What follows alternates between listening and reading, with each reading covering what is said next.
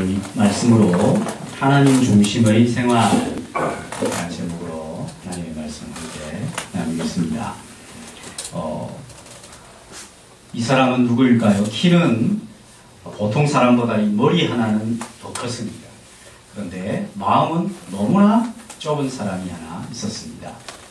이 사람은 지위는 왕의 자리에 앉아 있으면서 누가 자기 왕의 자리를 빼앗을까 늘 조마조마하며 두려워했던 사람입니다. 이 사람은 누구일까요? 사울입니다. 사울 왕이 소리되고 있습니다. 이스라엘의 제일 첫 번째 왕이죠. 특별히 다윗이 자기 자리를 빼앗을까 싶어서 늘 불안해했던 사람입니다. 다윗은 그런 마음을 가진 적이 없었습니다.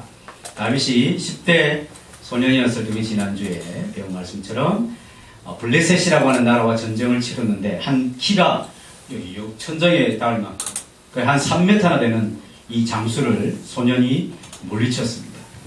전쟁에서 승리해서 이제 왕과 함께 돌아오는데 이 전쟁에서 승리한 무리들을 환호하면서 이스라엘 여자들이 나와서 막 북을 치면서 막 춤을 추면서 막 찬양을 하는데 이렇게 노래하기 시작했습니다. 사울이 죽인 사람은 천천히요, 다윗이 죽인 사람은 만만히로다. 누가 더 잘했단 말이죠? 만만히 더 커요, 천천히 더 커요? 천천히, 만만히 더 크지, 만만?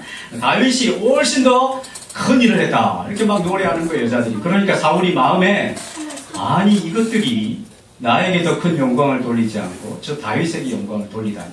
그러면서 다윗에 대한 미움, 시기심이 막 쌓였어요. 그리고 다윗을 그때부터 죽이려고 했던 것이죠. 왕이 한 소년, 또 한 사람을 죽이려고 하니까 그 사람이 어떻게 되겠어요? 완전 파리 목숨이죠, 파리 목숨. 파리 목숨이에요, 파리 목숨. 게다가 수많은 군사들을 대동해서 다윗을 잡으려고 하니까 큰일 났어요, 다윗은. 그래서 막 계속 십몇 년 동안 도망을 다녔어요. 이스라엘은 우리나라보다도 작죠. 우리나라도 훨씬 작죠.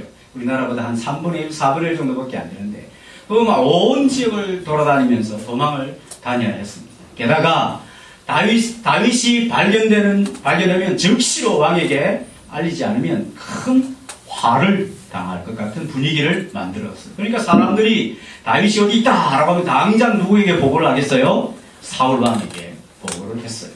어느 날도 어떤 사람이 다윗이 엔겔이라고 하는 지역에 숨어 있습니다 라고 하는 소식을 듣고 사울이 자기 밑에 있는 부하 중에 특별히 무장된 잘 훈련된 군사 3,000명을 데리고 이 엔게디에 가서 다윗을 잡으려고 했어요.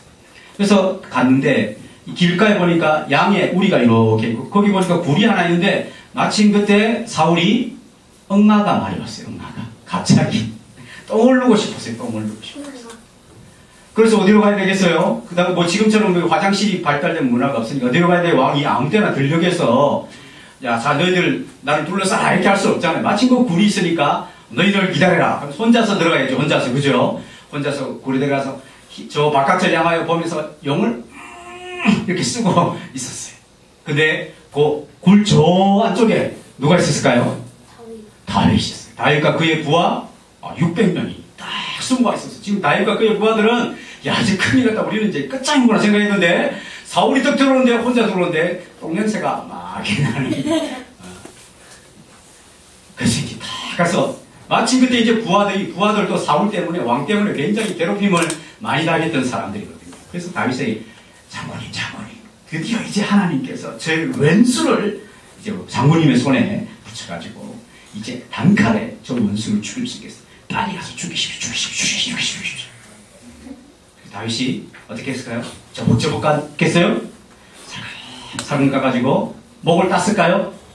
안 했어요. 어떻게 했을까요? 이렇게 앉아서 있으니까 뒤에 옷자락이 이렇게 있었겠죠. 그 옷 일부를 칼로 싹 잘라가지고 몰래 딱 갔어요. 그런데 이 옷자락을 쫙 자른 것을 가지고 다윗이 마음이 굉장히 찔렸다. 양심의 가책을 받았다. 이렇게 표현하고 있어요. 그러고 자기 부하들에게 이렇게 말했어요. 자, 내 말을 잘 들어라. 사울은 어찌됐든 지금 나쁜 짓을 많이 하고 있지만 하나님께서 기름을 부어서 이스라엘의 왕으로 하나님께서 세웠다. 그러니까 우리가 함부로 그의 목을 거두는, 생명을 거두는 그런 일은 하나님께서 금지하신 일입니다.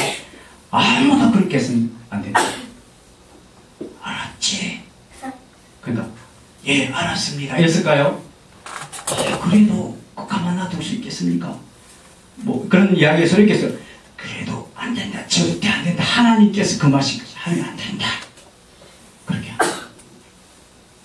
다윗의 부하들이 할 수 없이 장군이 자기 대장이 시키니까 가만히 있었어요.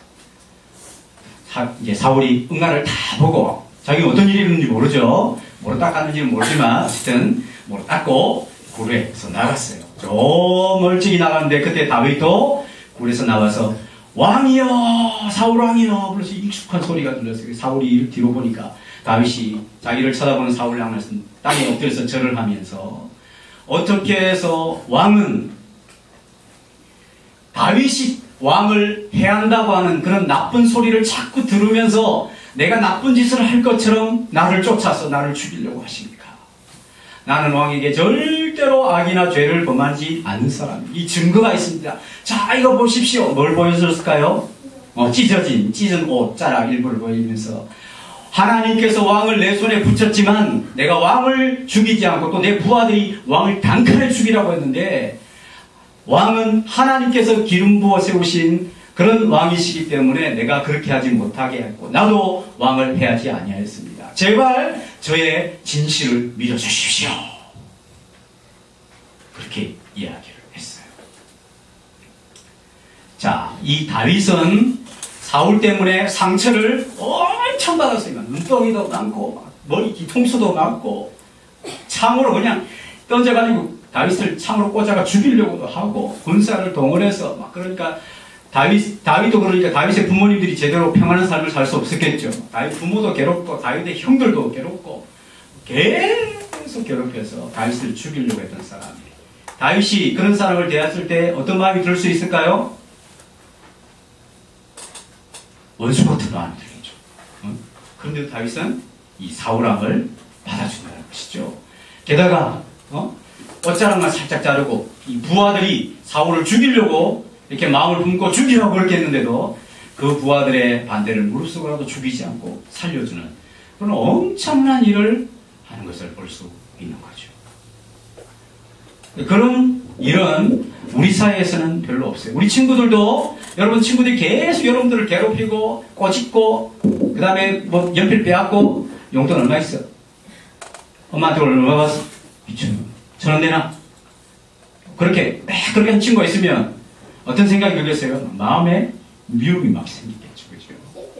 우리 어르신들 지금까지 살아오면서 괜한 일로 오해당하고 이 먹고 사는 문제 때문에 직장 다니면서 위에 상사로부터 오해도 당하고 싫은 소리 들어가고 그렇게 할 때 마음에 분노가 막 일어나죠. 그럴 때 어떤 태도를 가지고 살아오셨습니까? 오늘 이 다윗의 참으로 너무너무 비극적인 상황 속에서 이 위기 속에서 다윗이 어떻게 하나님 중심으로 생활했는가 하는 것을 우리는 잘 배우는 것이 중요하다고 생각합니다. 하나님 중심으로 생활한다 이 말은 진짜 신앙생활한다. 가짜 신앙생활이 아니고 진짜 신앙생활한다 하는 것입니다. 하나님 중심으로 신앙생활한다는 말은 그 하나님을 내 마음과 내 생활 한가운데 모시고 생활한다. 이런 의미가 되겠죠. 그런 의미에서 오늘 우리가 하나님 중심의 생활이 어떤 신앙생활인가 하는 것을 크게 두 가지만 배워보도록 하겠습니다. 첫째는 하나님 중심의 신앙생활은 자신을 향해서는 양심을 깨끗한 생활로 하는 것을 하나님 중심의 생활이다. 뭐가 깨끗해야 된다고요? 양심이 깨끗해, 마음이 깨끗한 생활. 자기 자신을 향해서는 그것이 하나님 중심의 생활이죠. 왜? 하나님은 본래부터 깨끗하신 분이시니까. 하나님은 본래부터 어려운 말로 거룩하신 분이시니까. 그분을 내 마음에 모시고 산다. 그것이 진짜 생활이라고 한다면 그 마음은 깨끗한 양심을 가지고 사는 것이 마땅하겠죠. 우리 5절을 읽었지만 한 번 더 읽겠습니다. 5절 시작. 그리한 후에 사울의 옷자락을 뱀으로 말미암아 다윗의 마음이 찔려. 가시가 우리 살을 찌르면 어떻게 되죠? 나는 끄떡없어. 이런 사람은 병원 빨리 가야 되죠. 가시가 살을 꽉 찌르면 어떻게 돼요? 바로 아야 이래요. 아야 이러죠. 아야.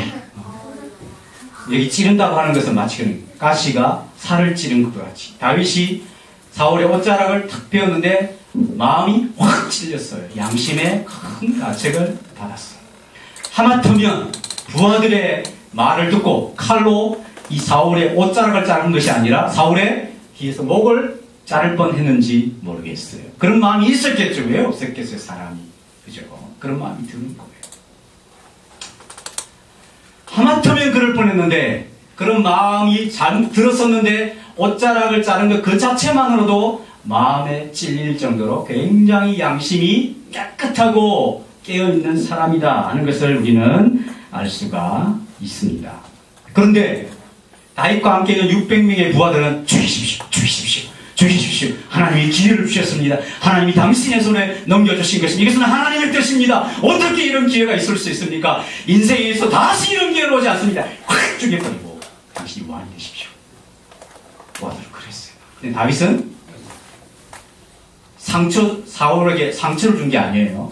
옷자락을 잘랐어요. 물론 옛날 왕이 있을 때는 왕의 그림자를 밟고 지나가도 안 되고 왕의 앞으로 함부로 지나가도 안 되고 감히 용토, 왕이 있는 옷을 용토라고 그랬죠. 그래서 이렇게 칼로 자른다. 그래서 물론 안 되겠죠. 그것 때문에 마음이 찔렸다고 할 수 있지만 다윗이 어쨌든 이 사울에 대하여 분한 마음이 있고 미워하는 마음을 갖고 접근했다가 몸은 해하지 않았지만 옷만 자른 것도 양심의 가책을 받을 정도로 마음이 깨끗한 그런 사람이었다 하는 거죠. 자주 하는 이야기지만 이것은 시커먼 옷이죠. 시커먼 옷입니다. 근데 이 시커먼 옷에 뭐 이렇게 묻어도 잘 표시가 나요? 안 나요? 잘 안 나요. 근데 아니 이게 무슨 색이죠? 흰색이에요. 하얀색. 여기에 뭐 김치 국물이 툭 떨어지면 빨리 씻어야 되지. 이렇게 있으면 이상하잖아요. 그거 마찬가지예요. 마음이 깨끗한 사람은 다윗처럼 누구의 옷만 베어도 막 가슴이 찔리고 양심의 가책을 받죠. 그러나 어떤 사람은 김치 국물이 아니라 더 더러운 것이 묻었는데도 에이 뭐 이런 것 중에 괜찮아 이렇게 생각하면서 아무렇지 않게 생각하는 마음이 더러워진 사람들이 많죠. 세상에는. 하나님 중심으로 신앙생활하는 것이 진짜 신앙생활인데 그러기 위해서는 마음이 깨끗한 생활을 해야 하는 것입니다. 자, 이런 속담이 있어요. 바늘 도둑이 뭔 도둑 된다?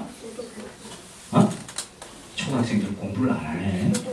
바늘 도둑이 소도둑 된다. 바늘이 뭔가 알죠?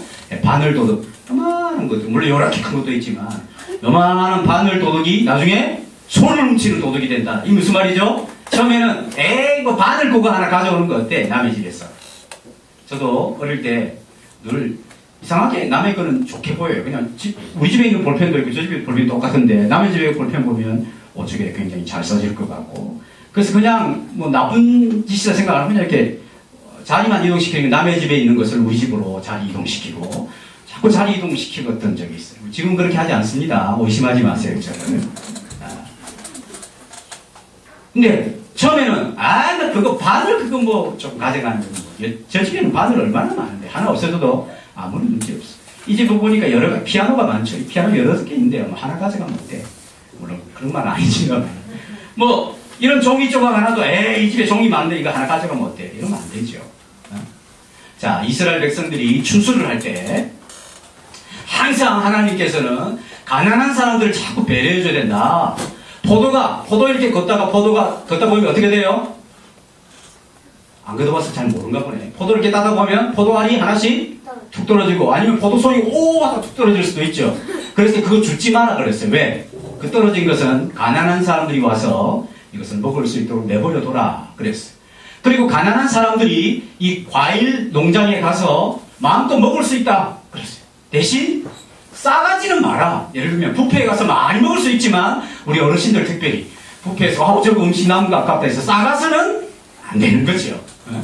그럼 지나친 거죠. 마찬가지 가난한 사람들이 부자들이 또는 농장에서 음식을 이렇게 막 자기가 원하는 대로 주스도 따먹고 과일도 따먹고 무화과도 따먹고 막 그렇게 하다가 배불렀어요.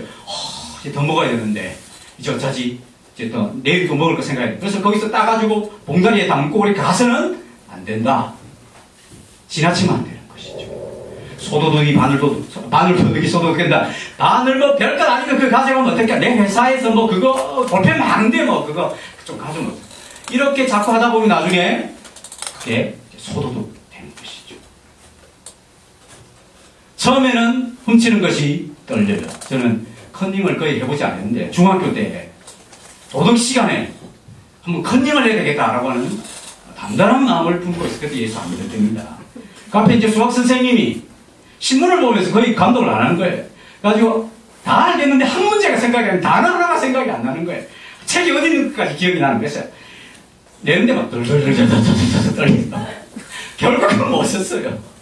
처음에는 떨립니다. 그러다가 컨닝을 했어요. 그 다음부터는 어떨까요? 떨떨떨 떨린 것이 조금 떨려요. 그 다음부터는 아예 대놓고 그냥 컨닝하고 이렇게 점점 되는 것이죠. 사람의 마음은 그런 거예요. 바늘도둑이 소도둑 될 수 있어요. 뭐 그 옷자락을 자르는 그거 가지고 그래. 그건 별거 아니게 생각. 나중에 이제 옷 훔치죠. 이거 훔치고 그 다음에 속옷까지 벗기고 그 다음에 두들겨 패고 그 다음에 다 되는 거예요. 예수님이 뭐라고 하셨어요? 자, 너희 마음에 사람에 대한 미움을 가지게 되면 그것은 뭐 하는 것과 똑같고 사람을 죽이는 것과 같고 했어요. 예수님, 누가 나를 힘들게 하면 미워하는 건 당연하죠. 당연한 줄 안다. 그럼 그 마음을 계속 갖고 있으면 그 마음이 자꾸 커져서 그 사람을 결국 죽이는 데까지 나아가게 된다. 그러니까 너희 마음에 미움이라고 하는 생각이 아예 들 때부터 그것을 마음에 품지 말고 머리 막 저어가지고 미움이 이 마음속에 자리 못하도록 떨쳐버리나 한다. 이렇게 말씀을 하시는 거죠. 소도둑이 바늘도둑 될 수 있어요. 하나님께서 하나님 중심으로 신앙생활하는 사람은 마음이 깨끗한 사람입니다. 다른 사람은 느끼지 못하더라도 자기는 느끼는 것이 있어요. TV를 하루에 3시간, 4시간 봐도 나는 마음에 전혀 문제가 없다라고 하는 사람은 마음이 굉장히 어두워진 사람이라 할 수 있습니다. 마음이 깨끗한 사람을 하나님께서는 귀하게 여기시죠. 이런 비유가 있습니다. 이 집에도 여러 가지 컵도 있고 국그릇도 있고 밥그릇도 있고 손님 올 때 쓰는 그릇도 있고 여러 가지 그릇이 있겠죠. 자, 그릇이 있는데 그릇이 그릇으로 잘 쓰여지기 위해서 한 가지 조건만 있으면 돼요. 그것은 뭐냐 하면 그릇이 깨끗해야 돼요. 깨끗해야 주인이 그 그릇을 알맞은 용도에 쓰는 거죠. 하나님이 어떤 사람을 귀하게 여기시고 쓰시느냐? 깨끗한 사람을 쓰시죠. 그 말은 죄를 한 번도 안 짓는 사람 이런 거 아니에요.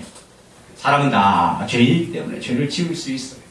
잠깐 어두워지고 잠깐 실수할 수 있고 잠깐 나쁜 짓을 할 수 있어요. 그러나 다시 하나님 앞에 깨끗해져야 된다. 나는 그래야 나는 하나님 중심으로 신앙생활 정말 진짜 신앙생활 할 수 있고 또 하나님이 쓰시고 하나님이 기뻐하시는 그런 사람이 될 수 있다.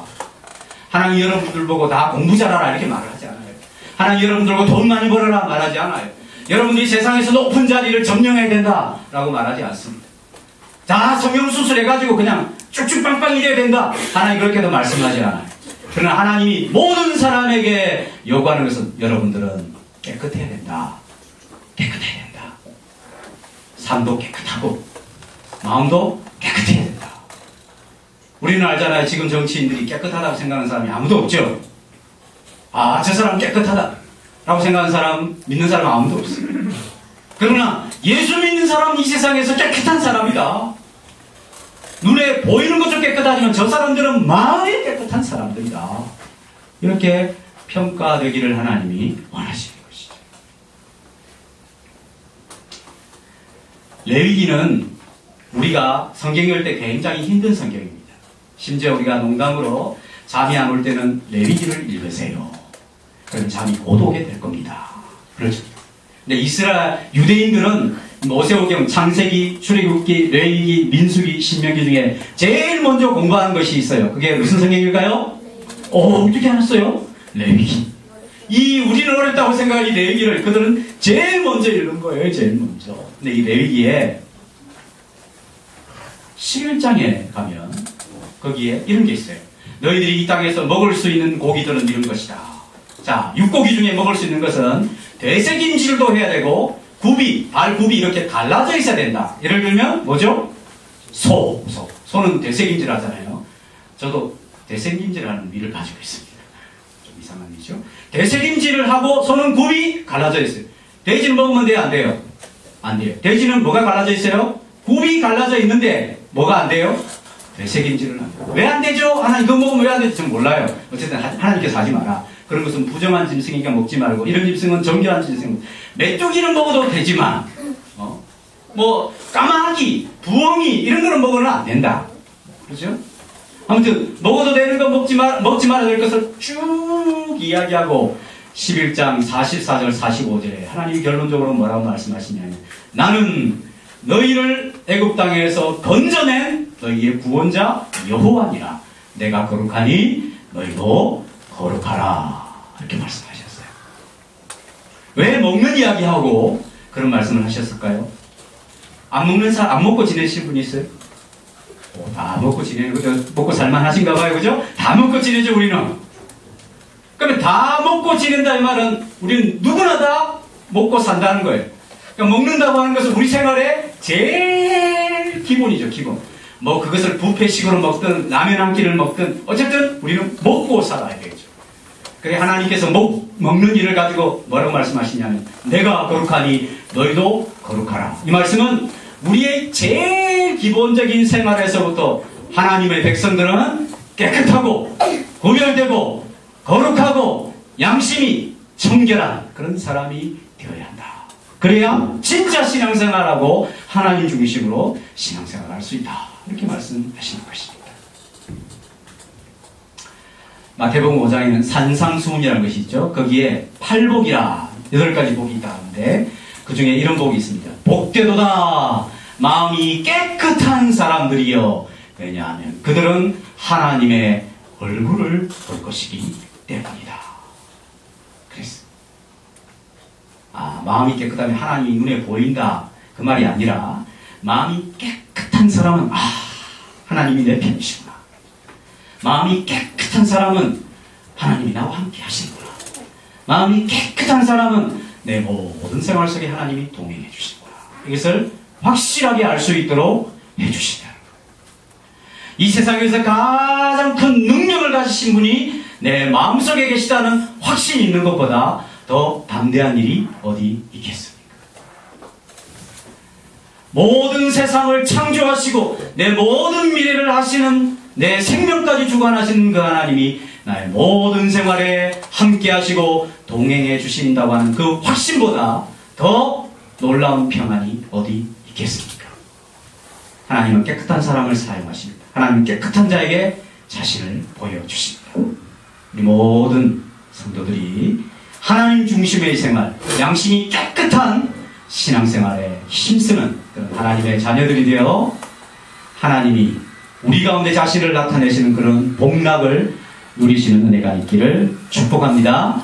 두 번째, 마지막으로 하나님 중심의 신앙생활이란 무엇이겠습니까?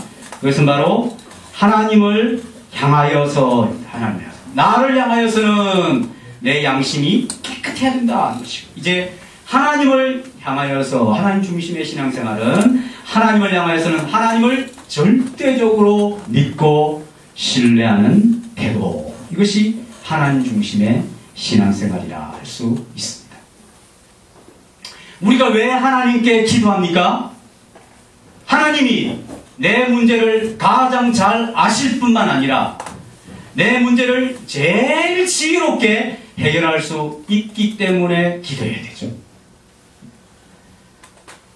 내가 왜 하나님의 약속을 믿습니까? 하나님의 약속의 말씀은 반드시 성실하셔서 그 약속을 지키기 때문에 그 약속을 믿는 것이죠. 우리가 하나님 중심으로 신앙생활한다라고 하는 것은 그 하나님을 향하여서 나는 그분을 절대적으로 믿고 신뢰하며 다른 누구보다도 그분이 하신 말씀을 믿습니다. 이 고백이라고 할 수 있습니다. 다윗이 사울을 충분히 죽일 수 있는 그런 입장이 되었습니다. 그런데 안 죽인 것은 사울이 하나님의 기름 부어 세우신, 하나님이 세우신 사람이고 하나님께서 그것을 금하시기 때문에 다윗은 사울을 죽이지 않았습니다. 다윗은 사울 때문에 상처를 얼마나 많이 겪었는지 몰라요. 가정을 잃었어요. 친구를 잃어버렸어요. 직위를 잃어버렸어요. 모든 사회적인 관계를 다 잃어버렸어요. 완전 그냥 파산이 되었어요. 사울 때문에 완전 인생 망쳐버렸어요.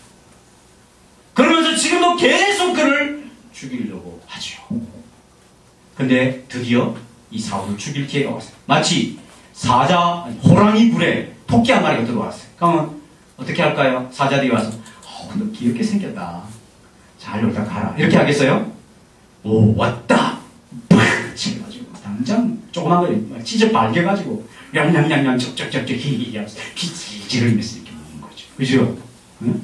마치 호랑이 굴에 토끼가 들어온 꼴이었어요. 그런데도 다윗은 사울을 죽이지 않았죠. 그리고 부하들을 일일이 설득을 했습니다. 다윗만 상처받은 게 아니라 부하들도 사울 때문에 상처를 많이 받았는데 그 사람들을 조용히 설득하기가 얼마나 힘들었을까요? 근데 깨끗한 양심을 가진 다윗 대장의 말을 잘 듣고 설득을 부하들이 당했죠. 하나님께서 금지하신 것, 하나님께서 안 된다! 라고 하신 것을 기회가 왔음에도 불구하고 주변 사람들이 전부 다 찬성을 해도 자, 투표를 한번 결정할까요? 다윗과 부하들이 다 이렇게 하면서 대장, 그러면 투표를 합시다. 투표를. 그럼 어떻게 됐을까요? 600대 1 결론 사울을 죽인 것으로. 그러면 이제 600대 1이니까 너희 뜻이 그러하니 정그러하니 내 마음은 그렇지 않지만 내 양심이 찔리지만 할 수 없다. 그래서 가서 사울의 목을 따와 자 사울의 목이다 이렇게 할까요? 그럴 수 없죠. 그럴 수 없죠. 그래서 교회가 이렇게 있지만 우리가 뭐 대부분 다 손을 들어서 여기가 많은 표입니다. 여긴 적은 표이고 많은 표를 이제 따라서 합시다. 대부분 그렇게 하지만 항상 그런 것은 아니다. 그렇죠. 왜? 하나님이 안 된다 하는 것은 안 되는 거지. 거기 투표해가지고 하나님이 안 된다 하더라도 우리가 투표해서 우리 숫자가 많으면 된다 쪽으로 합시다. 이러면 됩니까? 안 됩니까? 큰일 나는 거예요. 다윗은 하나님이 안 된다 하면 예 알겠습니다. 안 하면 되죠. 이렇게 순종하는 거죠. 하나님 중심의 신앙생활은 하나님께서 말씀하신 것을 절대적으로 믿고 신뢰하는 그런 삶이 하나님 중심의 신앙생활이라 할 수 있습니다. 하나님께서 에덴 동산에 아름다운 실과를 다 만드시고 자 모든 실과를 너희가 마음대로 먹으라. 근데 저 중앙에 있는 선악을 알게 하는 나무 소위 선악을 알게 하는 나무의 열매는 절대로 먹어서는 안 된다. 그것을 먹는 날에는 너희가 죽으리라. 반드시 죽으리라. 저거 안 된다! 라고 했어요. 근데 아담과 하와가 사단의 소리를 듣고 뭐 안 되는 게 어디 있어. 되게 하면 되지.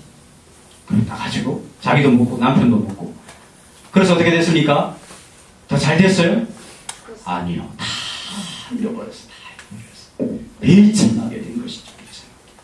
죄가 세상에 들어오고 죄로 말미암아 사망 죽음이 오고 지금도 수많은 그 사망의 그림자들이 많잖아요. 온갖 고통과 질병과 미움과 시기와 다툼과 갈등과 이런 것이 막 온 곳곳에 있죠. 어디에도 많습니까? 내 안에도 그런 세상이 있어요.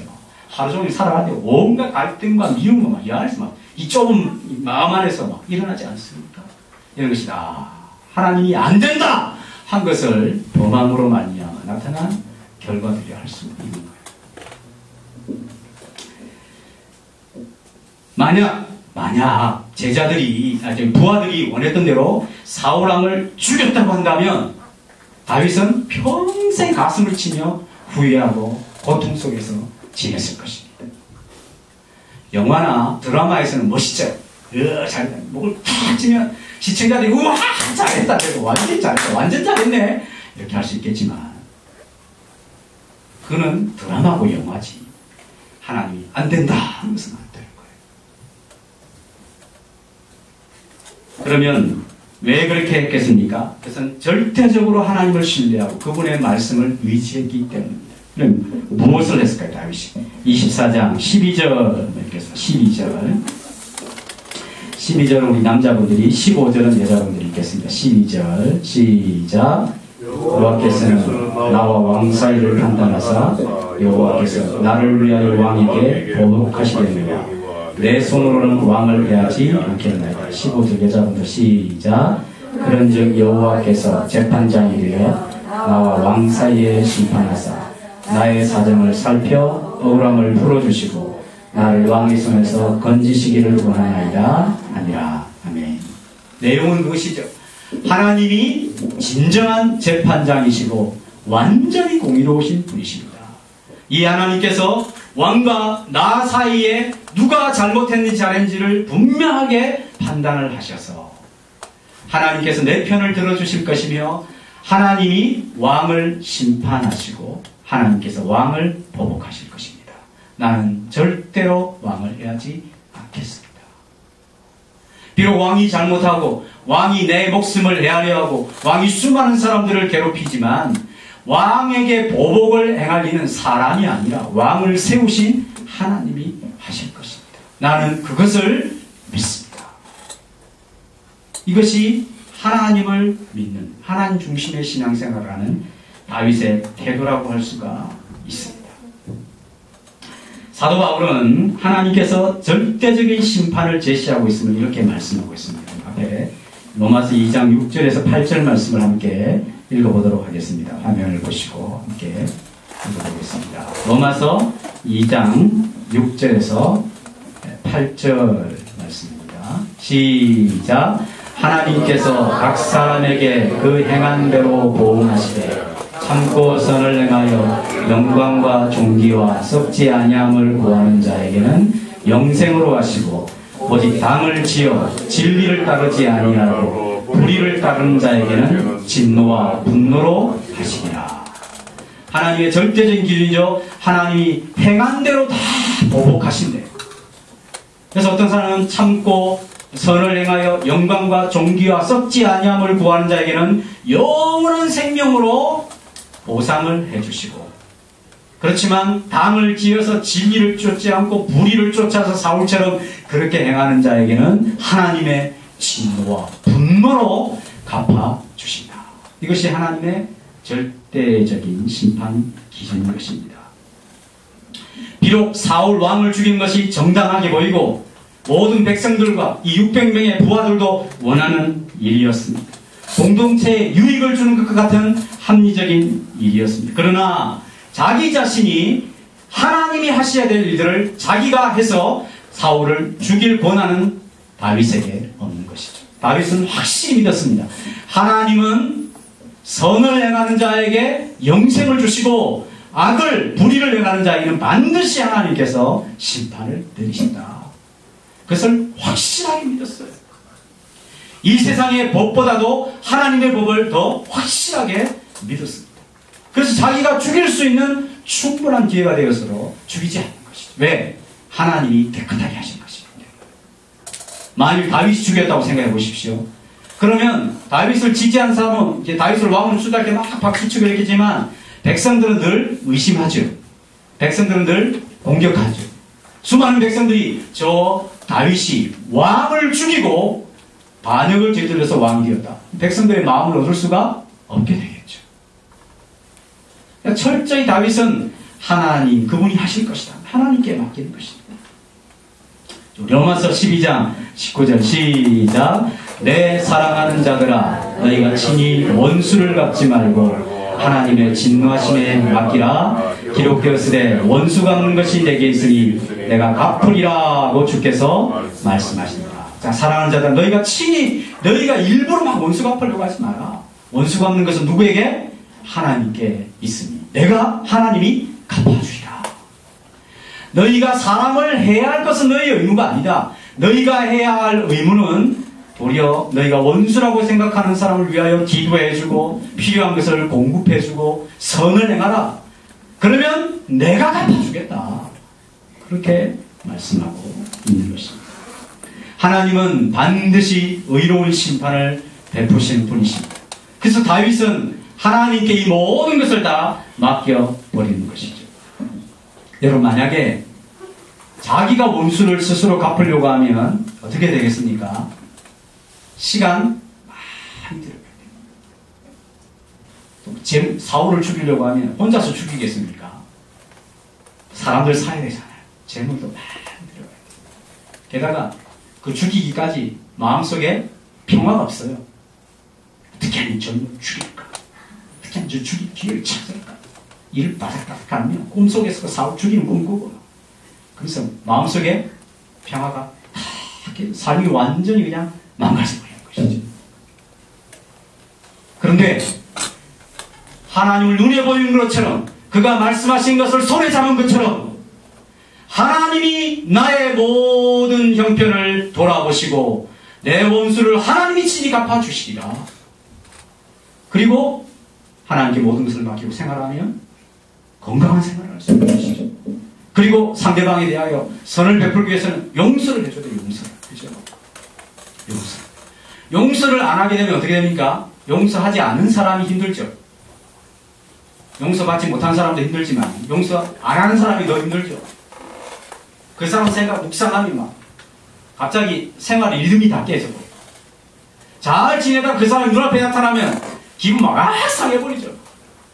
그 사람이 그냥 내 마음을 막 묻고 있습니다. 그래서 용서는 상대방을 위해서도 하지만 누구를 위해서 해야 될까요? 자기를 위해서.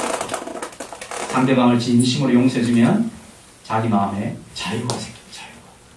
자기를 묶였던 끈에서 풀어주는 행위가 다른 사람을 용서해 줄 것이죠.